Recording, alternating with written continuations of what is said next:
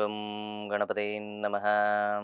ಆಗಜಾನನ ಪದ್ಮಾರ್ಕಂ ಗಜಾನನಮಹರ್ನಿಶಂ ಅನೇಕದಂತಂ ಭಕ್ತಾನಾಂ ಏಕದಂತಮಸ್ಮಹೇ ಭೂತನಾಥ ಸದಾನಂದ ಸರ್ವಭೂತಾದಯಪರ ರಕ್ಷ ರಕ್ಷ ಮಹಾಬಾಹು ಶಾಸ್ತಾಸುಭ್ಯಂ ನಮೋ ನಮಃ. ಸಮಸ್ತ ಬಾಸ್ವಾಹಿನಿ ವೀಕ್ಷಕರಿಗೆ ನಾನು ನಿಮ್ಮ ಆಚಾರ್ಯ ಬಾಲಸುಬ್ರಹ್ಮಣ್ಯ ಮಾಡುವ ಅನಂತ ನಮಸ್ಕಾರಗಳು.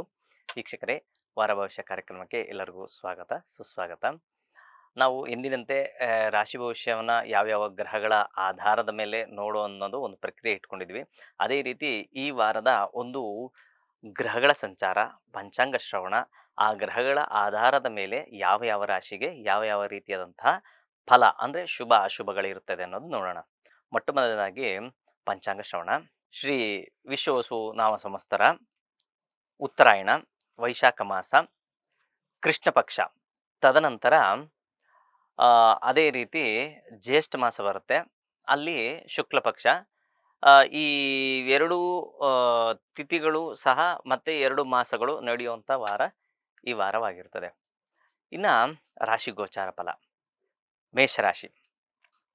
ಮೇಷರಾಶಿಯಲ್ಲಿ ಜನನವಾಗಿರೋರಿಗೆ ಏನೋ ಒಂದು ರೀತಿಯಾದಂಥ ಸಮಾಧಾನ, ಸಹಪಾಠಗಳು ಮತ್ತು ಸಹೋದ್ಯೋಗಿಗಳು. ಯಾಕೆ ಅಂದರೆ ತೃತೀಯ ಸ್ಥಾನದಲ್ಲಿ ಗುರು ಸಂಚಾರ ಮಾಡ್ತಿದ್ದಾನೆ. ಕಮ್ಯುನಿಕೇಷನ್ ಜಾಗ ಅಂತ ಹೇಳ್ತೀವಿ. ಆ ಜಾಗದಲ್ಲಿ ಏನೋ ನಿಮ್ಮಲ್ಲಿ ಒಂದು ರೀತಿಯಾದಂಥ ಹೊಸ ಹೊಸ ಕಮ್ಯುನಿಕೇಷನ್ ಮಾಡುವಂಥ ಐಡಿಯಾಗಳು ಬರುವಂಥ ವಾರ ನಿಮ್ಮದಾಗಿರ್ತದೆ. ಅದರೊಟ್ಟಿಗೆ ಚಂದ್ರನು ಸಹ ನಿಮ್ಮ ಒಂದು ರಾಶಿಯಲ್ಲೇ ಸಂಚಾರ ಮಾಡಬೇಕಾದ್ರೆ ಏನಾಗುತ್ತೆ ಅಂದರೆ ಲವಲವಿಕೆಯಿಂದ ಕೂಡಿರುವಂಥ ಮನಸ್ಸು. ಚಂದ್ರ ಮನಸ್ಸಿನ ಕಾರಕನ ಆದ್ದರಿಂದ ನಿಮ್ಮ ಮನಸ್ಸು ಲವಲವಿಕೆಯಿಂದ ಕೂಡಿರ್ತದೆ. ದ್ವಿತೀಯ ಸ್ಥಾನದಲ್ಲಿ ಬುಧ ಮತ್ತು ರವಿಯರ ಸಂಯೋಗದಿಂದ ಇದನ್ನ ನಿಪುಣ ಯೋಗ ಅಥವಾ ಬುಧಾದಿತ್ಯ ಯೋಗ ಅಂತ ಸಹ ಹೇಳ್ತೀವಿ. ಇದು ಸಹ ಒಂದು ರೀತಿಯಾದಂಥ ಶುಭಕರವಾದಂತಹ ವಿಚಾರ ಅಂತ ಸೂಚಿಸುತ್ತೆ. ಆದರೆ ಸ್ವಲ್ಪ ಆರೋಗ್ಯದ ವಿಚಾರದಲ್ಲಿ ಕಾಲಿಗೆ ಸಂಬಂಧಪಟ್ಟಿರುವಂಥದ್ದಾಗಿರುವುದು, ಬೆನ್ನು ಹುರಿಗೆ ಸಂಬಂಧಪಟ್ಟಿರುವಂಥದ್ದು ಸಣ್ಣ ಪುಟ್ಟ ನೋವುಗಳನ್ನು ಕಾಣುವಂಥ ಸಾಧ್ಯತೆಗಳಿರ್ತದೆ. ಈ ರೀತಿ ಇದ್ದಾಗ ನೀವು ಧನ್ವಂತರಿ ದೇವಿಯ ಒಂದು ಸ್ಮರಣೆ ಮಾಡಿ. ಧನ್ವಂತರಿ ದೇವರು ಖಂಡಿತವಾಗ್ಲೂ ನಿಮ್ಗೆಲ್ಲ ರೀತಿಯಾದಂಥ ಅನುಕೂಲ ಮಾಡ್ತಾರೆ. ಅದೇ ರೀತಿ ಬುಧವಾರ ಹಾಗೂ ಸೋಮವಾರ ಶುಭವಾರಗಳಾಗಿರ್ತವೆ. ಮುಂದಿನ ರಾಶಿ ವೃಷಭ ರಾಶಿ. ವೃಷಭ ರಾಶಿಯಲ್ಲಿ ಜನನವಾಗಿರೋರಿಗೆ ನೋಡಿ, ರಾಶ್ಯಾಧಿಪತಿಯಾದಂತಹ ಶುಕ್ರನು ಉಚ್ಚ ಕ್ಷೇತ್ರದ ಸ್ಥಿತನಾಗಿದ್ದಾನೆ. ಅದು ಒಂದು ಒಳ್ಳೆಯ ವಿಚಾರವನ್ನು ಸೂಚಿಸುತ್ತೆ. ಅದೇ ರೀತಿ ರಾಶಿಯಲ್ಲಿ ರವಿ ಬುಧರ ಸಂಯೋಗ ಅಂದಾಗ ಏನಾಗುತ್ತೆ, ಸ್ವಲ್ಪ ಕೋಪ ಜಾಸ್ತಿ ಬರುವಂಥದ್ದು. ಹೊಸ ವಿಚಾರಗಳಿಗೆ ಗುರು ಬಲವಂತೂ ಅತಿ ಹೆಚ್ಚಾಗಿದೆ. ಗುರು ದ್ವಿತೀಯ ಸ್ಥಾನದಲ್ಲಿ ವಾಕ್ಸ್ಥಾನ, ಕುಟುಂಬ ಸ್ಥಾನ, ಧನಸ್ಥಾನದ ಸ್ಥಿತನಾಗಿದ್ದಾನೆ. ಮಾತಿನ ವಿಚಾರದಲ್ಲಾಗಿರ್ಬೋದು, ಹಣಕಾಸಿನ ವಿಚಾರದಲ್ಲಿ, ಕುಟುಂಬದಲ್ಲಿ ಎಲ್ಲ ವಿಚಾರದಲ್ಲೂ ಒಂದು ರೀತಿಯಂಥ ಲವಲವಿಕೆಯಿಂದ ಕೂಡಿರುವಂತಹ ವಾರ ನಿಮ್ಮದಾಗಿರ್ತದೆ.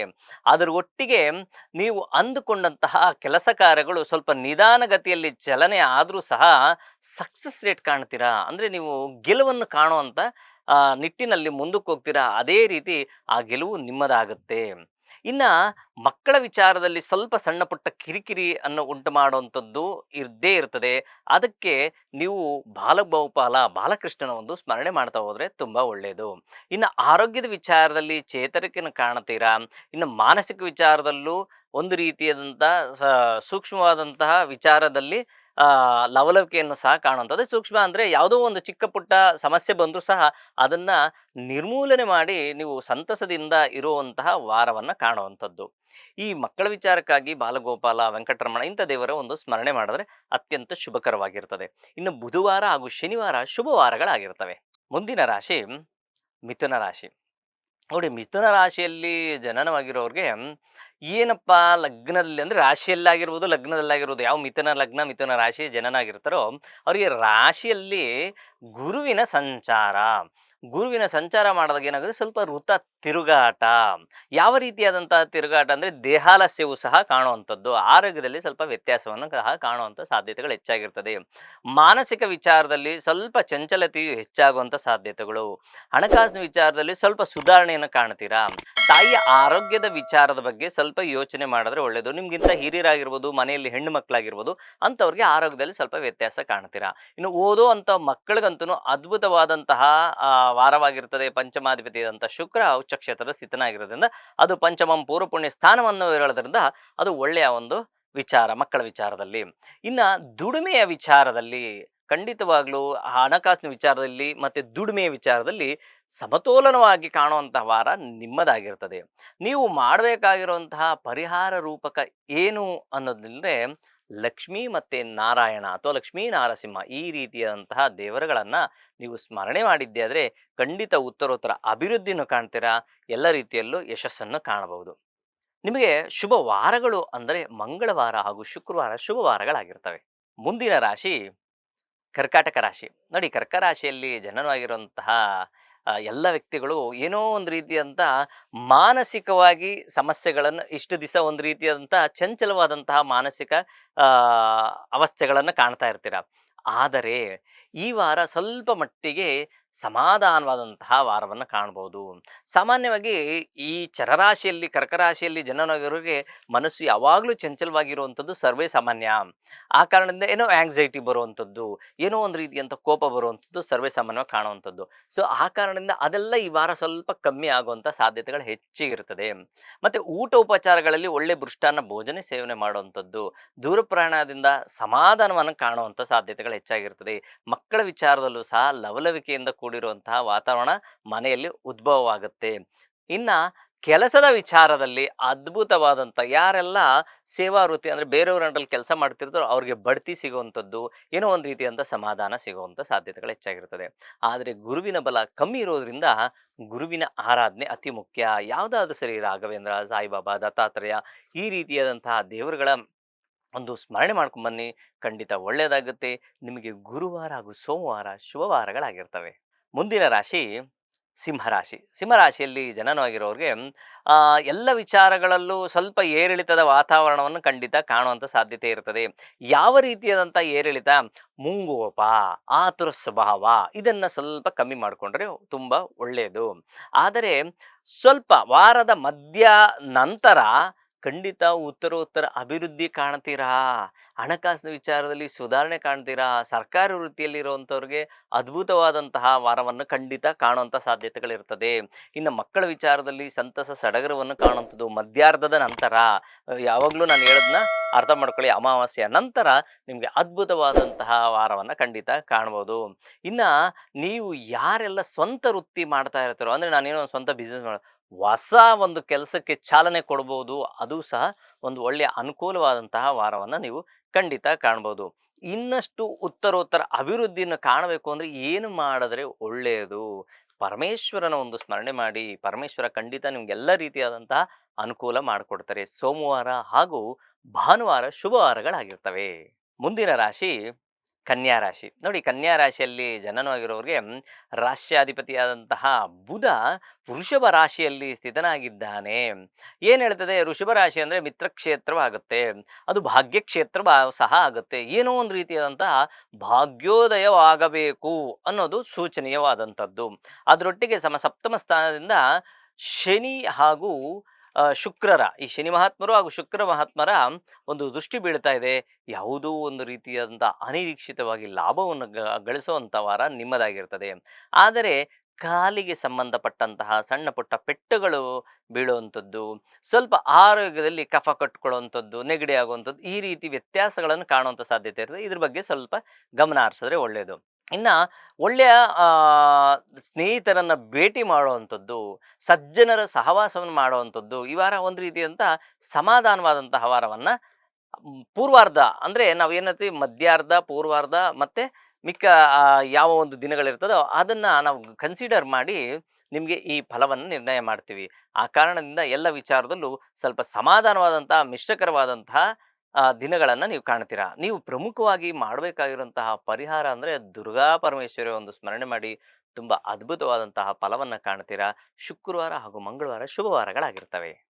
ಮುಂದಿನ ರಾಶಿ ತುಲಾ ರಾಶಿ. ತುಲಾ ರಾಶಿಯಲ್ಲಿ ಜನನವಾಗಿರೋರಿಗೆ ಉತ್ತರೋತ್ತರ ಅಭಿವೃದ್ಧಿಯನ್ನು ಕಾಣುವಂಥದ್ದು, ಹೊಸ ಕೆಲಸಕ್ಕೆ ಜಾಯ್ನ್ ಆಗುವಂಥದ್ದು, ಕೆಲಸ ಕಾರ್ಯಗಳಲ್ಲಿ ಅಭಿವೃದ್ಧಿಯನ್ನು ಕಾಣುವಂಥದ್ದು.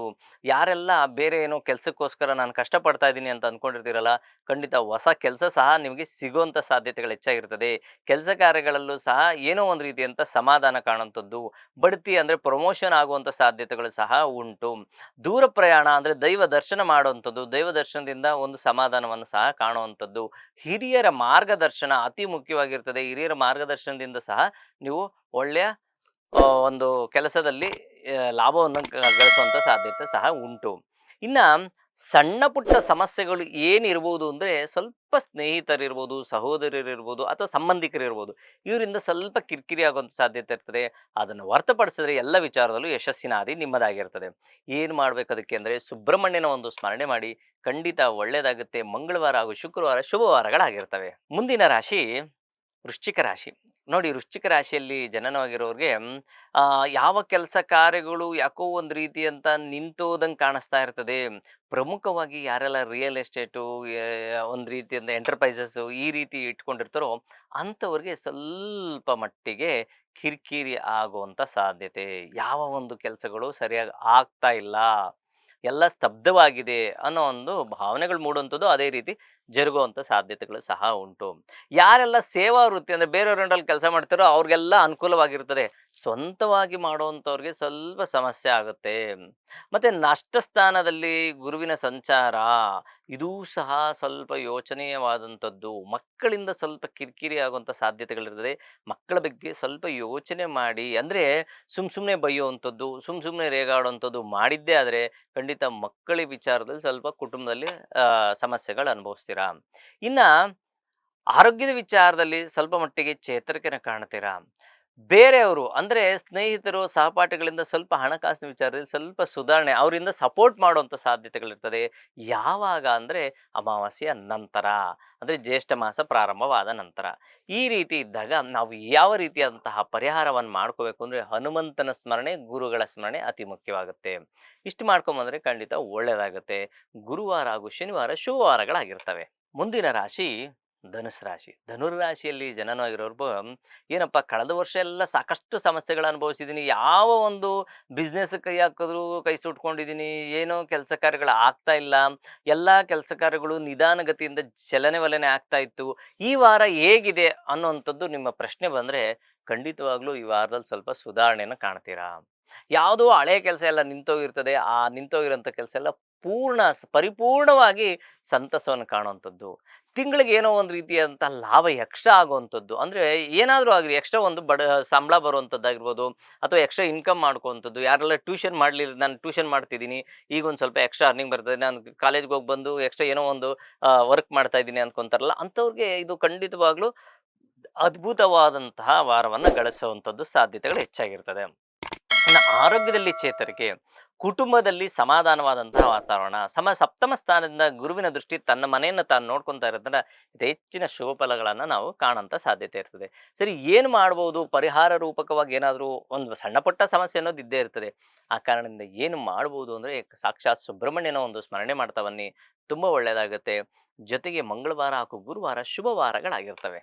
ಮುಂದಿನ ರಾಶಿ ಮಕರ ರಾಶಿ. ಮಕರ ರಾಶಿಯಲ್ಲಿ ಜನನವಾಗಿರೋರಿಗೆ ನೋಡಿ, ನಾವು ರಾಶ್ಯಾಧಿಪತಿಯಾದಂತಹ ಶನಿ ಮಹಾತ್ಮರು ತೃತೀಯ ಸ್ಥಾನ ಸ್ಥಿತನಾಗಿದ್ದಾನೆ. ದ್ವಿತೀಯ ಸ್ಥಾನದಲ್ಲಿ ಅಂದರೆ ರಾಹುವಿನ ಒಂದು ಸಂಚಾರ ಮಾಡ್ತಾ ಇದ್ದಾರೆ. ಆದರೆ ಗುರುವಿನ ಬಲ ಸ್ವಲ್ಪ ಕಮ್ಮಿ ಆಗಿದೆ. ಅಷ್ಟಮ ಸ್ಥಾನದಲ್ಲಿ ಕೇತುವಿನ ಸಂಚಾರ ಮಾಡಬೇಕಾದ್ರೆ ಸ್ವಲ್ಪ ನಷ್ಟವನ್ನು ಕೇತು ಅಂದ್ರೆ ಏನು ಗೊತ್ತಾ, ಏನೋ ಒಂದು ಕಡಿತವನ್ನು ಮಾಡುವಂಥದ್ದು, ಕಟ್ ಮಾಡುವಂಥದ್ದು, ಈ ರೀತಿ ತುಂಡಾಗುವಂಥ ಸಾಧ್ಯತೆಗಳು ಹೆಚ್ಚಾಗಿರ್ತದೆ. ಈ ರೀತಿಯಾದಂತಹ ಕೆಲಸ ಕಾರ್ಯಗಳು, ಯಾವುದೋ ಒಂದು ವ್ಯವಹಾರ ಮಾಡಬೇಕು ಅಂದ್ಕೊಂಡಿರ್ತೀರ, ಅಲ್ಲಿ ಈ ಕೇತುವಿನ ಪ್ರಭಾವದಿಂದ ತುಂಡಾಗುವಂಥ ಸಾಧ್ಯತೆಗಳು, ಅಂದರೆ ಆ ವ್ಯವಹಾರ ಕಟ್ಟಾಗುವಂಥದ್ದು. ಯಾರೆಲ್ಲ ಸ್ವಂತ ವೃತ್ತಿಯಲ್ಲಿರ್ತಾರೋ ಅಂಥವ್ರಿಗೆ ಸ್ವಲ್ಪ ಸಮಸ್ಯೆ ಅನುಭವಿಸ್ತಾರೆ. ಯಾರೆಲ್ಲ ಸೇವಾ ವೃತ್ತಿ ಬೇರೆಯವರಲ್ಲಿ ಕೆಲಸ ಮಾಡ್ತಾ ಇದೀವಿ ಅಂತಾರಲ್ಲ, ಖಂಡಿತವಾಗ್ಲೂ ಅವ್ರಿಗೆಲ್ಲ ಅದ್ಭುತವಾದಂತಹ ವಾರವನ್ನು ಖಂಡಿತ ನೀವು ಕಾಣ್ಬೋದು. ಈ ರೀತಿ ಮಿಶ್ರದಾಯಕವಾದಂತಹದ್ದು ಇರಬೇಕಾದ್ರೆ ನಾವು ಯಾವ ರೀತಿಯಾದಂತಹ ಪರಿಹಾರ ಮಾಡಬೇಕು? ಹನುಮಂತನ ಸ್ಮರಣೆ ಬೇಕೇ ಬೇಕು. ಜೊತೆಗೆ ದುರ್ಗಾ ಪರಮೇಶ್ವರಿಯ ಸ್ಮರಣೆ ಅಥವಾ ಹೆಣ್ಣು ದೇವರ, ಯಾವುದಾದ್ರೂ ಹೆಣ್ಣು ದೇವರ ಒಂದು ಸ್ಮರಣೆ ಅತಿ ಮುಖ್ಯವಾಗಿರ್ತದೆ. ಅಂತಹ ದೇವರುಗಳ ಸ್ಮರಣೆ ಮಾಡ್ಕೊಂಬಂದ್ರೆ ಖಂಡಿತ ಉತ್ತರೋತ್ತರ ಅಭಿವೃದ್ಧಿ ಆಗ್ತೀರಾ. ಜೊತೆಗೆ ಶನಿವಾರ ಹಾಗೂ ಶುಕ್ರವಾರ ಶುಭವಾರಗಳಾಗಿರ್ತವೆ. ಮುಂದಿನ ರಾಶಿ ಕುಂಭರಾಶಿ. ಕುಂಭರಾಶಿಯಲ್ಲಿ ಜನನವಾಗಿರೋರಿಗೆ ನೋಡಿ, ರಾಶಿಯಲ್ಲಿ ರಾಹುವಿನ ಸಂಚಾರ. ರಾಹು ಅಂದರೆ ಗೌಪ್ಯ ಅಂತ ಹೇಳ್ತೀವಿ, ಒಂದು ರೀತಿಯಾದಂತಹ ಛಾಯಾಗ್ರಹ. ಅದನ್ನ ನಾವು ಏನೋ ಊಹೆ ಮಾಡ್ಕೊಂಡಿರ್ತೀವಿ, ಏನೋ ಒಂದು ರೀತಿಯಾದಂತಹ ಫಲವನ್ನು ಕೊಡುವಂಥದ್ದು ರಾಹುವಿನ ಒಂದು ಕಾರಕತ್ವ ಆಗಿರ್ತದೆ.